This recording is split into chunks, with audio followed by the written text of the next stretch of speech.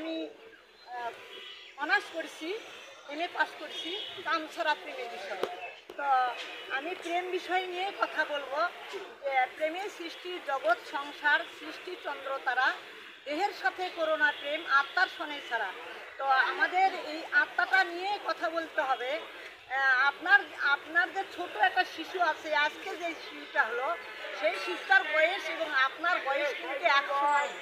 এটা হচ্ছে রূহাত্মা জগতে। তো আমি রূহাত্মা জগতে যাই যে রূহাত্মাটা কী বিষয়, যে রূহাত্মা ছাড়া আমরা চলতে পারবো না।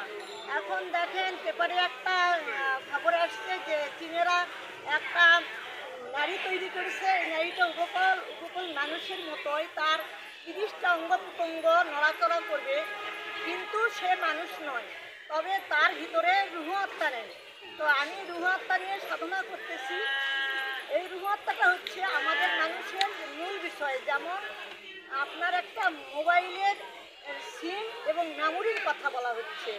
যদি মেমোরিতে আপনার সিমের মধ্যে যদি মেমোরি আর সিম না থাকে, তাহলে আপনার এই মোবাইলটার কোনোই দরকার হবে না। তবে এখন কিছু কিছু ব্যক্তি বাজার হাটে বা গ্রামে গঞ্জে ঘুরে বেড়ায় যে আপনাদের পুরানো মোবাইলগুলো বিক্রি করবেন নাকি, তারা বিক্রি করে এবং কেজি করে কিনে নিচ্ছে, সেগুলো মোবাইলগুলো কিনে নিচ্ছে, কিন্তু সিমটা আর মেমোরিটা কিন্তু দিচ্ছে না। তাহলে এখানে আমাদের বুঝতে হবে যে মেমোরি আর সিমটা কিন্তু কেউ দেয় না। তো আমাদের বুঝতে হবে যে আমাদের যখন রুহ আত্মাটা চলে যায় তখন এই দেহটা পড়ে যায়। হাজার হাজার লক্ষ লক্ষ কোটি কোটি মানুষ চলে গেছে, তারা মাটির তলে তাদেরকে দাফন করা হয়েছে, কিন্তু এই রুহ আত্মাটা কোথায় যাচ্ছে? এই রুহ আত্মাটা পরমাত্মার সাথে মিশে যাচ্ছে। আর আমরা মানুষ হিসেবে আমাদের দায়িত্ব কর্তব্য আমাদের এই জীবাত্মার সাথে আমাদের পরমের সঙ্গে যোগাযোগ করা, এবং আমরা পরমের সাথে যদি আমরা মিশতে পারি তাহলে আমাদের মানব জন্ম সার্থক হবে। আর আমি সেই ব্যক্তি যে আমি পরমের সাথে আমার এই জীবাত্মার মিলন ঘটাইছি।